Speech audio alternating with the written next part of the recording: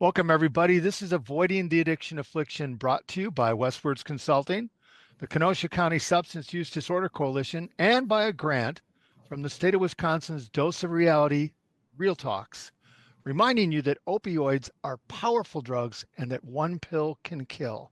I'm Mike McGowan. Libby Wipperfurth grew up in a home of conflicting boundaries and messages. The turmoil led to deep depression, anxiety, years of alcoholism. Hard to believe you look so young.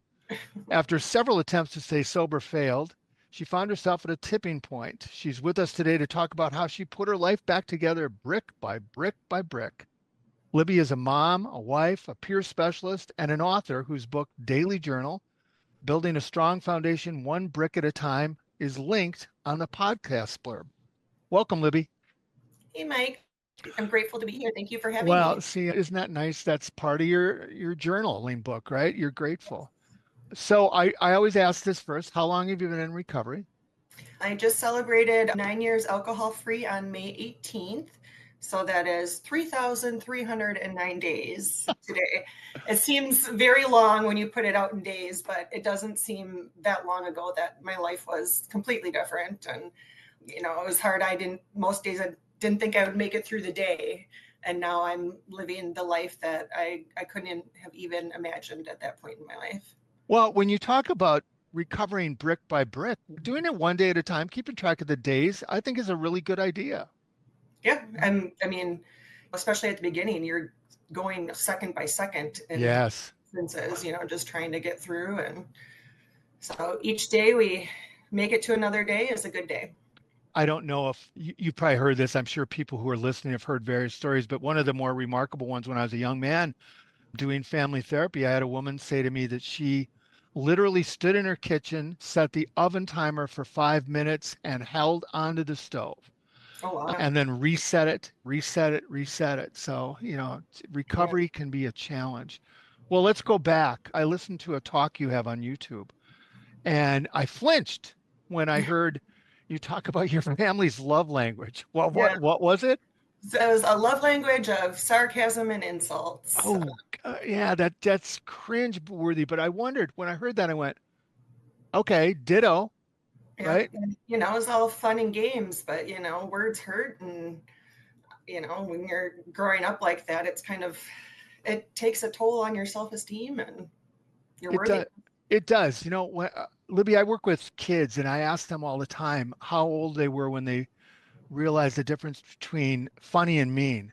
Mhm. And they all say around the age of 4 or 5. So the two words I really hate are just kidding. Yeah. And when a dad or mom says just kidding, it still stings and you remember it, right? Yeah, yeah, it can be very hurtful. I feel like a huge part of our population grew up that way. It was kind of the norm, even like the TV shows and things like that in the 80s, 90s, like Roseanne, Married with Children. Those were our family shows, and it was very dysfunctional families. Oh God, I've talked about that. It's just so unhealthy. And then people picked it up and they even say I'm bilingual. I speak sarcasm as well. Yeah, So yeah. who was it? Was it your mom, dad, both, brother? Mainly my father. I spent a lot of time with my grandparents as well, which was my father's parents. That, yeah, just a lot of that joking around sarcasm, but there's always a little layer of truth with those jokes. Yeah. Did it get when they were drinking? Hmm. Did it get a little bit quicker, meaner? Yeah, but it was always with a laugh. So Mm. you're not being mean. It's fun, Don't be mad. It was just a joke, and yeah, Yeah, I remember, if you say something, especially depending on your age of development, especially to a young girl from a dad, that's really impactful, isn't it? yeah, yeah. There was an instance where I got my first sports bra, and I was made to try it on in front of the family, and then I got ridiculed for having mosquito bites, and that whole experience has stuck with me, and just all those little digs can really do damage on someone. Oh God, that's yeah. I'd be willing to bet there's people listening to this just shaking their head right now in the same way. I've done numerous podcasts with people, experts, people who work with folks who are therapists who have all said that many, many times shame is put on us by those who are supposed to care the most about us. And Yeah. and it affects you. So then I heard you say that therefore one of your foundational bricks Yeah. was that you just don't matter. Yeah, I didn't feel that I fit in with my family. I didn't feel like I belonged with, kind of a lot of the jokes and things like that. I just didn't feel emotionally and mentally taken care of. So yeah, I just felt like I didn't matter. And growing up feeling that, your family is your everything. You know nothing else but your family. So to feel that you don't belong in your own family was just devastating. I had no sense of who I was, who I was supposed to be. Just kind of felt very lost and Not kind real of, confident. yeah, kind Mm. of nowhere to turn. So predictably, right? Mhm. When did you first start drinking? Alcohol was a huge part of just the day-to-day life in our household. Both my parents are daily drinkers. My grandparents are daily drinkers as well. The first time I remember taking a drink on my own, kind of sneaking a drink, was about 12. Every household had alcohol in it. There was a point in middle school that me and a group of friends even had screwdrivers before we went to school. In middle And school. yeah, and parents just thought we were taking our cups of orange juice on our walk to school. It was just so, we're in Wisconsin. We've been out drinking your state since 1948, right? Yeah, Like, right. I'm laughing because anytime I see a teenager with orange juice, my assumption is it's not orange juice. right? Yeah. Right. Yeah, never liked orange juice except for if there was alcohol in it. So Well, you said you were around it all the time, and your first drink was at 12. Well, what about earlier? Were you allowed to sip? Did they give you sips? yeah, we would have sips every now and then. We did a lot of, my cousins and I, kind of like pretending to drink and all of those things. We would have our sparkling cider, at all the holidays, things like that. I used to go to the bar quite a bit with my grandparents, and I'd get my kitty cocktail and they'd have their drinks. And, it's just kind of, that's the way it was. You drink when you were happy, you drink when you were sad. If there was something to celebrate, let's get a drink. Oh, you're having a bad day, let's get a drink. It was just, that was how you lived. And coped. Yeah. Yeah. Well, I chuckled. Your grandparents had a phrase for you made like a lot of our guests. You made drinks for your grandparents. What did they call? I don't remember now. But yeah, they'd say, fix my liver. And Fix so my that was, liver. yeah, my God. time to go make them a drink. And, they were happy. And I felt I was being a good kid. I was doing what I was told, which was, I think, a big part of my upbringing. Was I felt that I had to do as I was told. I wasn't going to be loved or accepted unless I was doing as I was told. So I, got the good girl syndrome, and just, if I was doing what I was told, I was okay. And What was their drink of choice? typically like brandy and water, so it was pretty easy to make. But Yes. And for those of you who aren't in Wisconsin, we are the brandy capital of the world. So yeah, not unfamiliar. yeah, And then as a teenager, you hit the teenage trifecta, right? yeah, Drinking, cutting, and eating problems. yeah. I would abuse diet pills. That was back when they had was it ephedrine or Sure. ephedrine? Yeah, and then just really disordered eating with dieting and things like that. Later on, after high school, I was a bulimic for a little bit, and a lot of it was like, especially kind of like the cutting in that, it was, I wasn't able to necessarily numb always with alcohol. So Mm. there was other things I would find a way to numb myself with. Did it work? Oh God, no. If anything, it only made it worse. I mean, it worked temporarily until the buzz would wear off, and then I would end up feeling worse because those feelings were still there. And then on top of that, then you're having either the hangover or the withdrawal symptoms and things like that. And with like alcohol being a depressant, it made my depression even worse. And so we're talking through middle school now and high school. Yeah. Can I ask, where did you cut? Arms, legs? Typically, actually, my abdominal area. Mm, mm. I feel I was very talented at keeping a lot of my secrets hidden. That's why I was asking. Hmm. Yeah. So nobody knew? No, Did people suspect? I think they knew or expected like the drinking and some possible drug use, but nothing else. Well, but Um, but who were you hanging with? They had to, my friends, they drank and used substances as well, but I kept a lot of the other stuff just to myself.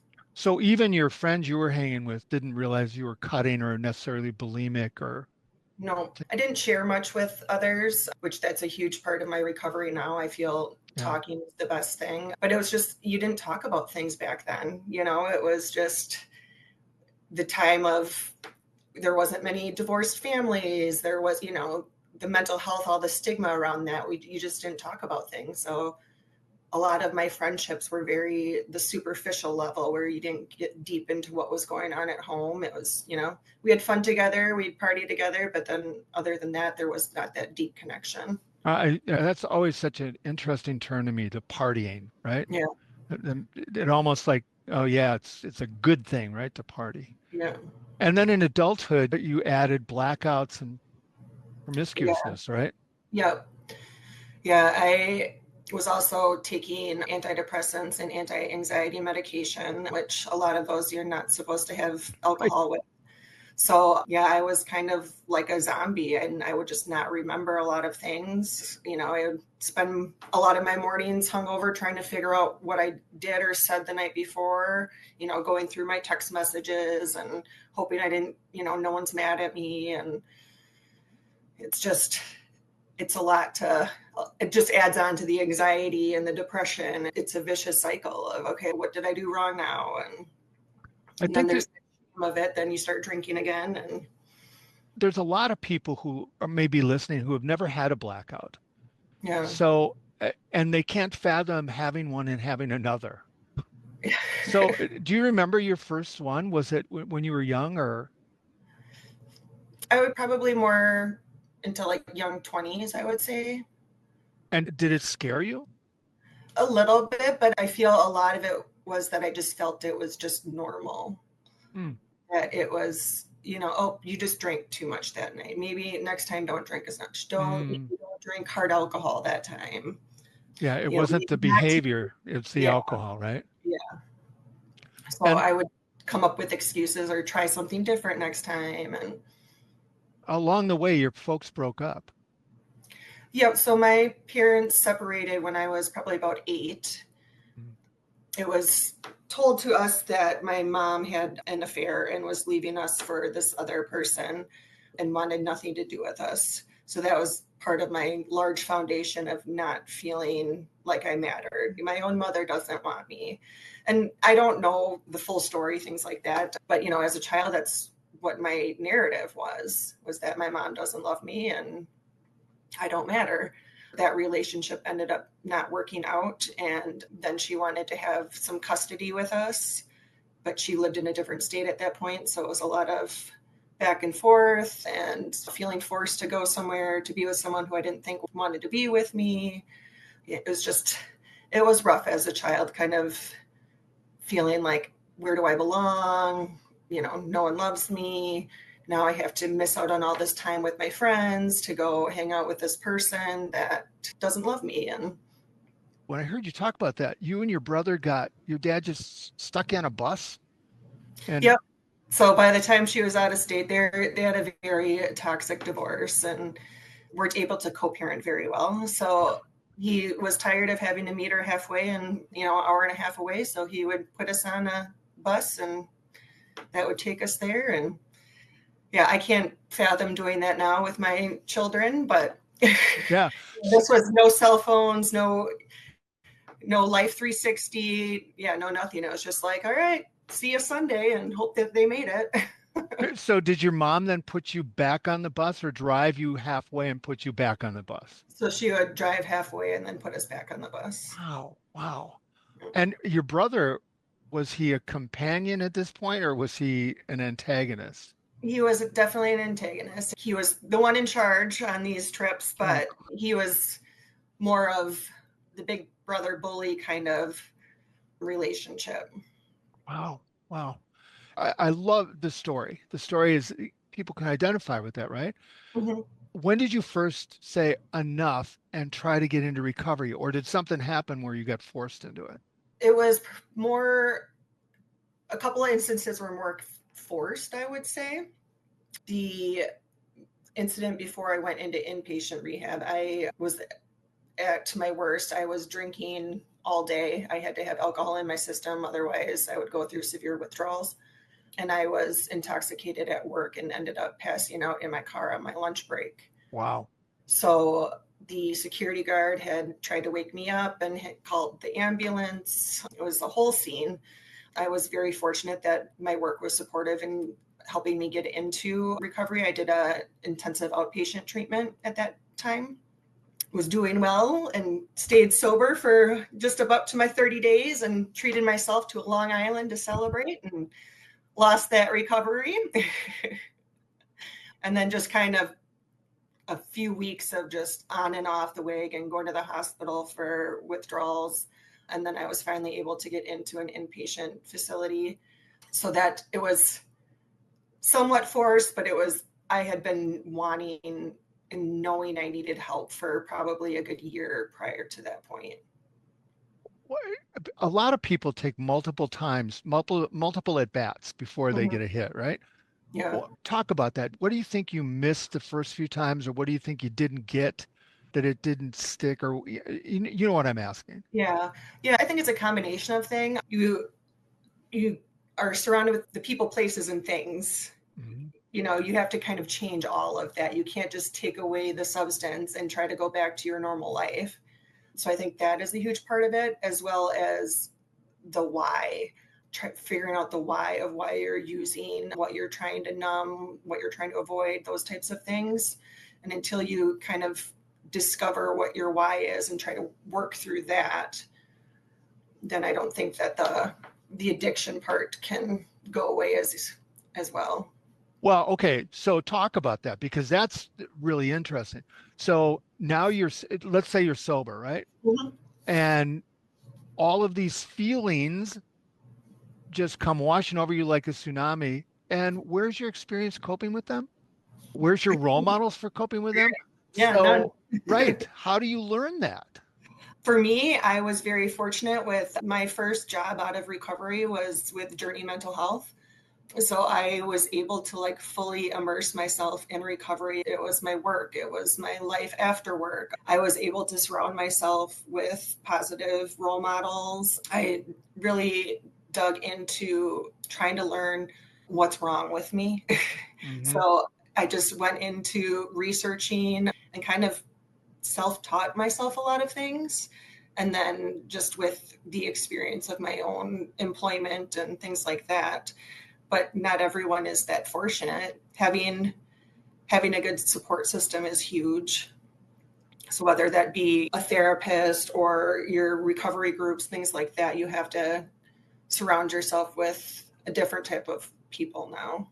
You mentioned the TV shows from the 80s you grew up with and then your own family. How do you learn how to have a healthy relationship? Lots of lots of Trial and error. yeah. Yes, my husband and I have been together for 12 years now, and he was with me when I was at my worst. He helped me get better, has stood by me through everything, but we are both learning how to have healthy relationships together. A lot of it is learning to have those difficult discussions, knowing that all relationships do take work. It's not just your romantic relationships, it's your friendships, it's your coworkers, things like that. Any type of relationship you want, you have to put in some sort of work. How long did it take you? Did you feel like you had to walk on eggshells because of all the abandonment you had felt and the unworthiness growing up? And how long before you could trust that he wasn't going to bolt out the door, or that you weren't going to bolt out the Yeah, door? that's a good question. I mean, he would say, I love you. And I would be like, are you sure? Yeah, right. That was my Prove it. automatic response. Probably a few years into my sobriety is when I really was like, okay, he really means it. Like he's not going anywhere. But it was so much of my foundation was that I don't matter. So it's hard to unlearn those things. Did he also come? Can I ask about his family? Yeah, his parents are divorced as well. Definitely not as toxic of an upbringing as I had, but I think with just his own parents' divorce, I'm his second wife, so he had his a divorce prior. So I think we've had some similar situations, but and he is 7 years older than me, so he has a little bit more of a maturity level than I do. Yeah. Yeah. Well, what did you think the first time he complimented you? that that he wanted to get some. I Interesting. was so, I'm so used to, like, my mind was still in that, Manipulative, right? right, like, if I want a man to love me, I need to have sex with him, Yeah. was where my brain was at that point. And he is actually he was the first relationship that I didn't like rush into having sex with. It was kind of at the point in my life where I was like, nope, I need to take things slow. And here we are 12 years later. Wow. And how many kids? We have four. We're a blended family. So he has three sons and I have a daughter. Oh, And that's they're great. all teenagers. Really? Yeah. Those of you watching on YouTube, I'm so bad with ages. It's just so sad. You have a teenage daughter? Yep. Wow. She's 16. How old? 16. Oh my gosh. So talk about her for a second, not Yeah. disclosing stuff, but Yeah. given how you grew up, Yeah. what did you do so that she didn't go through the same insults and sarcasm? Well, it didn't start that way. Yeah. One of the things that I heard a lot growing up was, I brought you into this world, I can take you out. And so I would jokingly say that to her and things like that. But I think, until we know better, we can't do better. So once we start knowing that things are not necessarily okay, then we can change them. And I feel a huge part of my parenting is based off of what the opposite of what I had is I want to be the mom that I didn't have. So I really put in effort of trying to have conversations and check in with her and things like that. The things that I didn't get growing up, I try to make an effort to do. But it's not easy because it doesn't come natural when Not even now? it does now, yeah. Yeah. But Does she believe you now when you compliment her? yes. Yeah, that's awesome. What do you think? I think it's intellectually lazy. I love what you just said. Once you know better, you can do better, right? Mhm. There's a lot of people who just go, "Oh well," Yeah. and use it as an excuse to not do better, right? Yeah. And that's lazy. Right. It takes work, right? It does, yeah.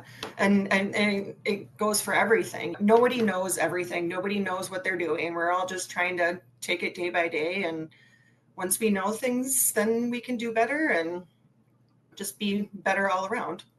Yeah. So are you still in contact with your folks and your brother, and how's that I have relationship with very your? minimal contact. At the beginning of my recovery, I wanted to kind of discuss things about my childhood, and a lot of it was just shut down of, it's the past, get over it. They didn't really want to look at themselves or their roles in what I was going through. And so it just kind of became, we just don't talk about it. And it's a very superficial relationship. And, we see each other once a year at Christmas, and that's about it. And honestly, it has been better for my mental health that way. At the beginning, I would reach out and, text and not get responses back. And that would be really painful. But I'm at a place now where I know that they need to take care of themselves as well. And we all just need to do what's best for ourselves. So you set the boundaries. Yes. And they did not necessarily appreciate those, but Try to guilt you. yeah. Yep.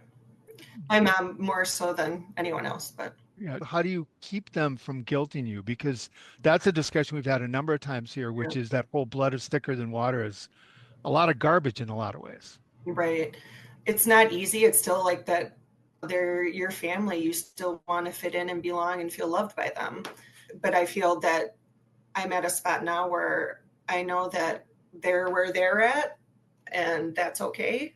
And I just need to do what's best for myself and respect them where they're at and respect myself where I'm at. Yeah. So you passed them in maturity a while back. Yeah, I believe so. That's great. Well, and then one of your ways of coping was you began to journal, right? Yeah. Talk about your journaling. What did journaling do for you? So journaling really just kind of helped me get out of my head. I was really good at catastrophizing and being like, one bad thing happened, it's a whole bad day. Being able to take a break and kind of work through my day and realize that, like, no, that was just one bad moment. It wasn't a bad day. It really helped rewire my brain and get rid of those automatic negative thoughts. And now my brain like automatically goes to the positive after doing this for so long.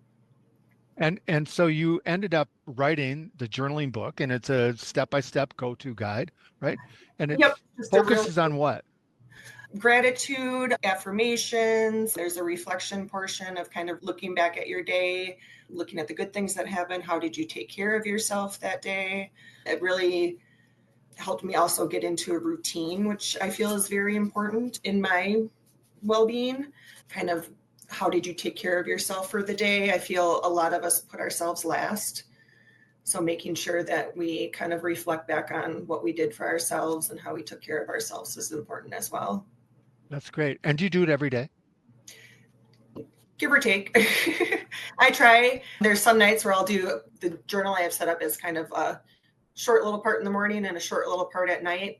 There's some nights I just go to bed without even looking at it. There's some weekends I don't do it, but most days I do it. I ask a lot of questions about this because I'm not that person, right? Yeah. That's not my personality. It's never been.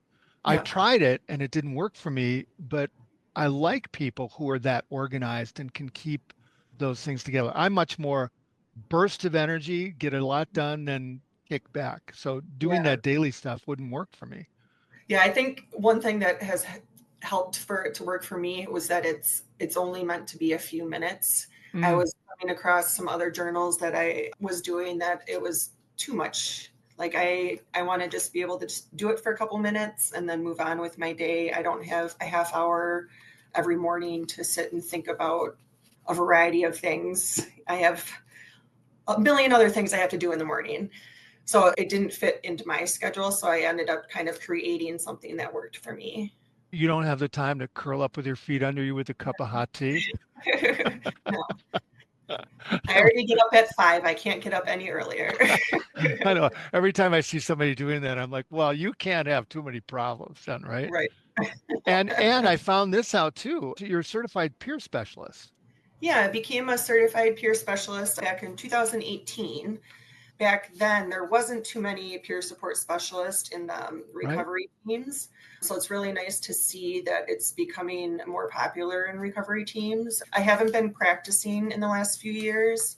I had a job with the VA Mm. and I am not a veteran, so I wasn't able to do peer support through the VA. So it's something that I would like to get back into maybe someday. But in the meantime, I'm trying to help in other ways with like my journal and my book and things Yeah. like that. And you're writing a book. Yes. I am working on writing my memoir, which will kind of go through my life and then go into my brick theory.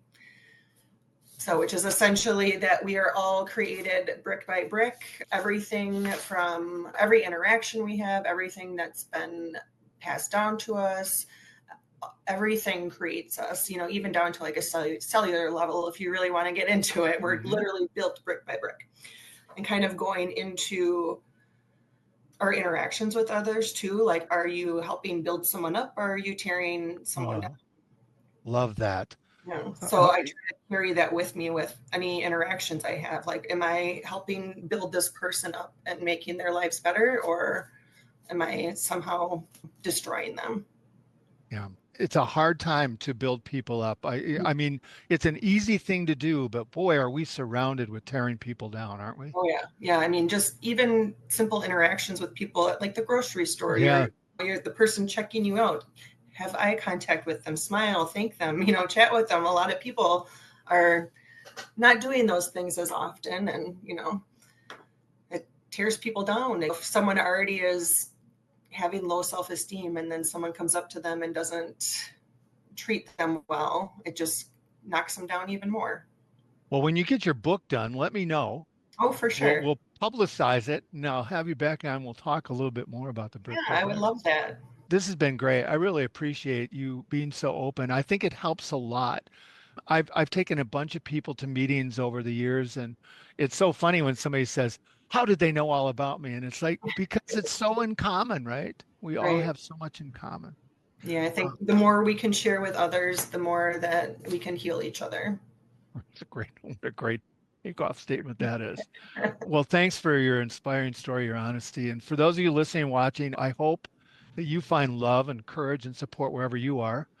Thanks for listening. Be safe. And if you're struggling, keep trying. Just keep building it one brick at a time. One brick at a time.